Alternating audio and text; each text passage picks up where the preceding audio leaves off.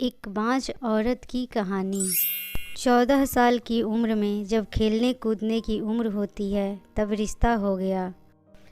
उस समय सभी लड़कियां 12-13 वर्ष में ही ब्याह दी जाती थी।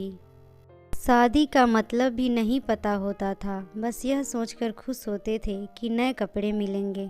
माँ थी नहीं, पिताजी ने बस जो घर का थोड़ा बहुत काम काज सिखाया था वहीं आता था। शादी का दिन आया और बस सारी रस्मों के बाद विदाई का वक्त भी आ गया। रोते रोते डोली में आ बैठी और ससुराल पहुंच गई। इतनी आलीशान हवेली देखकर मन ही मन बहुत खुश हुई। तभी सासू माँ की आवाज़ आई, अरे जल्दी से कलश लाओ, बहू आ गई है। और मैंने घूंघट की आड़ से अपनी सास को देखा। आंखों से एकदम सख्त मिजाज लग रही थी। सच मानो तो उन्हें देखकर थोड़ा डर गई थी मैं। सारी रस्में होते होते रात हो गई थी। बिस्तर पर लेटते ही नींद आ गई।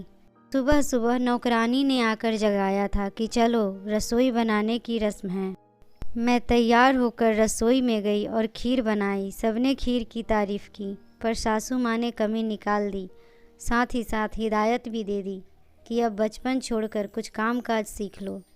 15 दिन बाद मेरे पति को हॉस्टल भी जाना था, क्योंकि तब वह बीए कर रहे थे।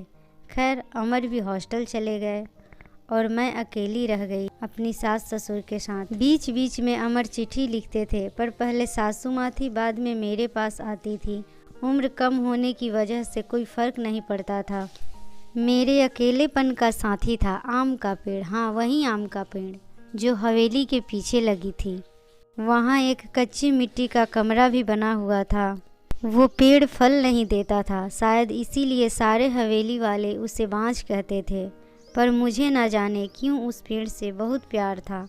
जब काम से निवृत्त होकर कुछ फुर्सत के पल मिलते तो वहीं आम का पेड़ मेरे अकेलेपन का साथी था। उसको देखते हुए मैं अपनी सारी थकान भूल जाती थी।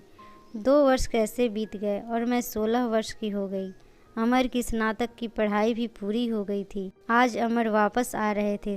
सासू माँ सुबह से ही तैयारियों में लगी हुई थी। खुद ही रसोई में जाकर सारा जायजा ले रही थी। मैं भी बहुत खुश थी कि मुझे अब अकेले नहीं रहना पड़ेगा। 16 श्रृंगार के साथ मैं पूर्ण स्त्री की तरह महसूस कर रही थी। आज मांग का सिंदूर कुछ अलग ही लालिमा लिए हुए था। शायद वह लालिमा मेरे चेहरे पर भी दिख रही थी। तभी तो सास ने मुझसे कहा था कि जा अपनी नज़र उतरवा ले। अमर आ गए हैं। हवेली की हलचल से पता चल रहा था मुझे। खाने पीने से निवृत्त होकर सब आराम करने चले गए। अमर भी कमरे में आ गए थे और मैं बस शर्म से लाल हुई जा रही थी। तभी अमर ने मुझे एक तोहफा दिया, एक सुंदर लाल साड़ी। पर मेरे लिए तो अमर का वापस आना ही सबसे बड़ा तोहफा था। हमने ढेर सारी बातें की, जिनमें कुछ शिकायतें थी, कुछ प्यार था। समय बीतता गया और 2 साल कैसे बीत गए पता ही नहीं चला। अमर और मैं एक दूसरे के साथ बहुत खुश थे। एक दिन अचानक पता चला कि मेरे पिताजी बहुत बीमार हैं। अमर मुझे लेकर तुरंत रवाना हो गए। पिताजी मुझे देखकर बहुत खुश हुए, जैसे मेरे लिए ही अपनी सांसें रोककर रखा हुआ था। और फिर मुझे अमर के हवाले करके वो दुनिया से चले गए। भीगी आंखों से अपने पिताजी को विदा किया। अब मेरा सब कुछ अमर और उसका परिवार ही था। समय गुजरता गया। अमर ने अब अपनी लॉ की पढ़ाई भी पूरी कर ली और वो अब एक सरकारी वकील कहलाने लगे। पर भगवान ने मुझे अभी तक संतान सुख नहीं दिया था। अभी तक तो सासू माँ दबी जुबान में बोलती थी, पर धीरे धीरे उन्होंने अपना रुख कड़ा कर लिया। अमर बहुत व्यस्त रहते थे अपने काम से, सो वे मेरे पीछे सारा दिन पड़ी रहती थी। धीरे धीरे सारे गांव में ये बात फैल गई कि हवेली की बहू बाँझ है। तीर की तरह चुभता था ये शब्द, पर कुछ कर नहीं पाती थी। सिर्फ आंसुओं से दिल हल्का करती थी। अमर मुझे दिलासा देते थे, पर लोगों का व्यवहार अंदर ही अंदर मुझे खोखला कर रहा था। अभी मेरी उम्र ही क्या थी, सिर्फ 19 साल, और लोगों ने मुझे बाँझ बना दिया। बचपन से ही शरीर से दुबली पतली थी। माँ के मरने के बाद ठीक से पालन पोषण भी तो नहीं हो पाया था। एक दिन अमर जब दोपहर के खाना खाने आए तो सासू माँ ने फरमान सुना दिया कि हम अमर की दूसरी शादी करेंगे। उफ, इतना बड़ा धोखा अमर कैसे दे सकते हैं मुझे? नहीं, यह नहीं हो सकता। अमर, कुछ बात करनी है आपसे। मैं थक गया हूँ धानी, मुझे सोने दो। अमर, क्या आप दूसरी शादी करेंगे? धानी, मैंने कहा ना मुझे सोने दो, थक गया हूँ मैं। तुम सब लोगों की चिक चिक सुनते सुनते, उधर माँ है और इधर तुम। परेशान हो गया हूँ मैं, मन करता है आत्महत्या कर लूँ। नहीं अमर, ऐसा मत कहिए। धानी ने अमर के मुंह पर अपना हाथ रखते हुए कहा, आपके अलावा अब कौन है मेरा? धानी ने करवट लेकर सारी रात आंसू बहाती रही और जब सुबह उठी तो एक टूटी हुई औरत बनकर, जो मजबूर होकर हर चीज़ से समझौता कर लेती है। सारी रात यही सोचती रही कि शायद अमर ने भी मौन स्वीकृति दे दी है दूसरी शादी के लिए, पर उसे ये कहाँ मालूम था कि माँ जी ने उसे किस हद तक मजबूर किया था दूसरी शादी के लिए। 1 महीने के अंदर ही अमर की दूसरी शादी गेंदा से हो गई। गेंदा अमर की माँ के दूर की रिश्तेदार की बेटी है। धानी, अपना सामान उस पीछे वाले कमरे में रख लें, आज से गेंदा इस कमरे में रहेगी अमर के साथ।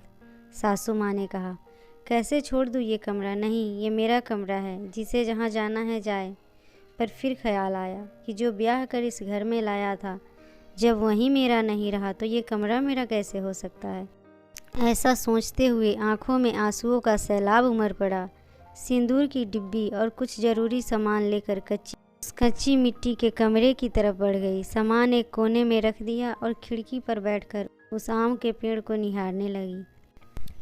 इसे किस्मत कहूँ या कुछ और, आज मेरी हालत भी इस पेड़ की तरह हो गई है, अकेला, बेसहारा। जैसे ये अभी तक अपने अस्तित्व को बचाए रखने में सफल रहा है, क्या मैं इसकी तरह अडिग रह सकूँगी, मजबूत रह सकूँगी, या फिर किसी कमज़ोर लता की तरह मुरझा जाऊँगी? नहीं, ऐसा नहीं होगा, मैं मजबूत रहूँगी। जब ये बेजुबान पेड़ सबसे लड़ सकता है तो मैं क्यों नहीं? अपने विचारों की श्रृंखला से बाहर आते ही मैंने अपने आप को संभाला और हर स्थिति से लड़ने के लिए तैयार किया। दिन गुजरते गए और मैंने घर के कामों में अपने आप को व्यस्त कर लिया। एक कोठरी के आसपास बहुत सारे पेड़ लगाए और बाकी बचे समय उन पेड़ों की देखभाल करने में ही लगा दी। गेंदा एक सुलझी हुई लड़की थी। वो जब भी मुझसे बात करने के लिए मेरे पास आती, सासू माँ उसे किसी बहाने बुला लेती। अमर पहले से भी ज़्यादा व्यस्त रहने लगे थे। मुझसे बात तो करते थे, पर एक पछतावा हमेशा उनकी आंखों में झलकता था। शायद मेरी हालत देखकर बुरा लगता था उन्हें, पर माँ के खिलाफ जाने की हिम्मत भी तो नहीं जुटा पाते थे।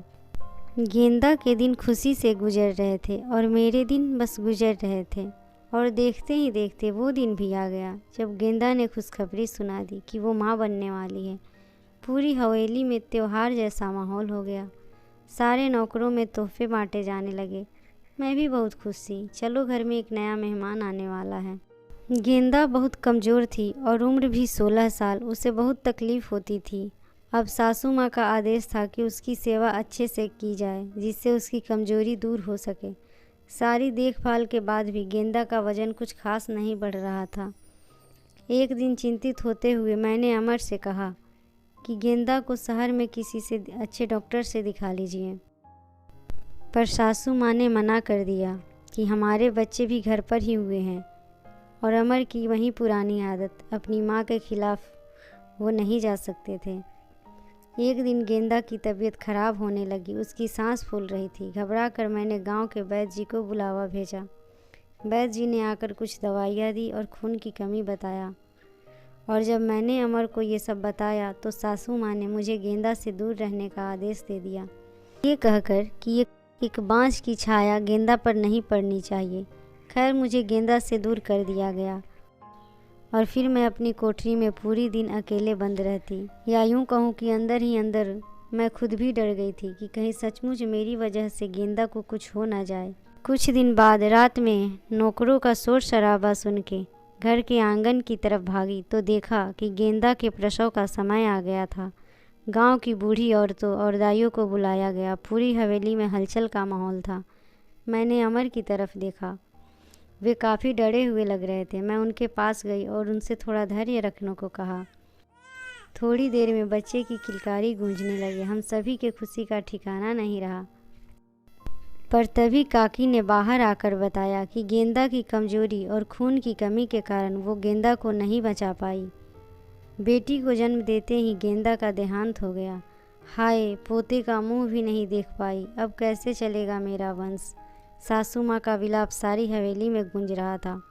उस छोटी सी दूध मुंही बच्ची को देखकर मेरा कलेजा भर आया। ऐसे लगता था वो मैं ही हूँ। मैंने उसे कलेजे से लगा के रखा। जिसकी माँ नहीं होती वे बच्चे कुछ ज़्यादा ही समझदार होते हैं शायद। ज़रा भी नहीं परेशान करती थी वो मुझे, बस दूध पीते ही सो जाती थी।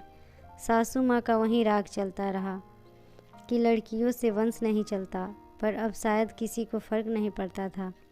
अमर पहले से ज़्यादा खुश रहने लगे थे। ऑफिस से आते ही मेरे कमरे में आते और गुड़िया को खिलाते। मुझे भी अमर को देखकर अच्छा लगता था। साल बीत चुका था गेंदा को गए। आज गेंदा की बरसी है। हवेली में छोटी सी पूजा रखवाई है। पंडित जी के आते ही सासू माँ ने प्रश्न किया, क्या मैं जीते जी पोता का मुंह देख पाऊंगी? पंडित जी ने उसके लिए कुछ गृह शांति के उपाय बताए। सासू माँ जल्दी पंडित जी को लेकर हवेली दिखाने, हवेली की शुद्धि कराने मेरी कोठरी के पास भी गई और पंडित जी को बांज पेड़ भी दिखाया। पेड़ देखते ही पंडित जी का मुंह बन गया और उन्होंने कहना शुरू कर दिया, इसी मनहूस पेड़ की वजह से हमारे घर में बेटा नहीं है। जितनी जल्दी हो सके इसे कटवा दो। अब मेरे बर्दाश्त की हद हो चुकी थी। मैंने अमर की तरफ देखा, पर मुझे नहीं लगा कि वो मना करेंगे और सासू माँ ने तुरंत नौकरों को बुला लिया कि आज इस पेड़ को काट ही डालो। मुझे कुछ समझ नहीं आ रहा था कि मैं क्या करूँ, कैसे अपने सुख दुख के साथी को बचाऊँ। जैसे ही वो कुल्हाड़ी लेकर पेड़ को काटने लगे, मैं फुर्ती से भागकर उस पेड़ से लिपट गई और विनती करने लगी, पेड़ को छोड़ दो। पर वे लोग नहीं मान रहे थे। मैं रोती जा रही थी, पर किसी को तरस नहीं आ रहा था। तभी किसी ने मुझे खींचकर धक्का दिया और मेरा सिर पत्थर से टकरा गया। सिर से खून की धार निकल रही थी। यह देखकर अमर से रहा नहीं गया और उन्होंने सबको वहाँ से हटा दिया और मुझे तुरंत अस्पताल ले गए। मलहम पट्टी के बाद मुझे कुछ होश आया। डॉक्टर साहिबा सामने खड़ी थी और अमर को कुछ समझा रही थी। सासू माँ भी वहीं थी। उनके चेहरे से पता चल रहा था कि उन्हें अपने किए पर अफसोस है। डॉक्टर, क्या अब हम इसे घर ले जा सकते हैं? अमर ने पूछा। हाँ, आप इन्हें ले जा सकते हैं, पर ख्याल रखिएगा अब ऐसी गलती दोबारा ना होने पाए। ऐसी हालत में गिरना ठीक नहीं होता है। ऐसी हालत? क्या हुआ डॉक्टर इसे? अमर ने घबराते हुए डॉक्टर से पूछा। अरे, आप लोगों को नहीं पता? ये माँ बनने वाली है। इनका अच्छे से ख्याल रखिएगा। ये सुनकर किसी को भी यकीन नहीं हुआ। बस सब एक दूसरे को देखे जा रहे थे। मैं तो बिल्कुल भी यकीन नहीं कर पा रही थी। सासू माँ की आंखों में पछतावे के आंसू थे। मेरे सर पर हाथ रखकर बस इतना ही कह सकी कि मुझे माफ़ कर दो, और मैं मुस्कुराकर उनसे लिपट गई जैसे मैं अपनी माँ से लिपटी हूँ। पूरे 9 महीने मेरी सासू माँ ने मेरा बहुत ख्याल रखा और मैंने उस पेड़ का। आज मेरी डिलीवरी होनी थी। सासू माँ समय से मुझे अस्पताल ले गई ताकि जो गलती उन्होंने गेंदा के समय की थी अब वो गलती ना हो। बधाई हो, आपको पोता हुआ है। नर्स ने सासू माँ को खबर सुनाई और सासू माँ हाथ से अंगूठी निकालकर नर्स को दी। वो बहुत खुश थी, पर इस वजह से नहीं कि पोता हुआ है, बल्कि इस वजह से कि मैं ठीक हूँ। हवेली में धूमधाम थी। सब खुश थे कि हमारा परिवार पूर्ण हो गया। बेटी और बेटे के आने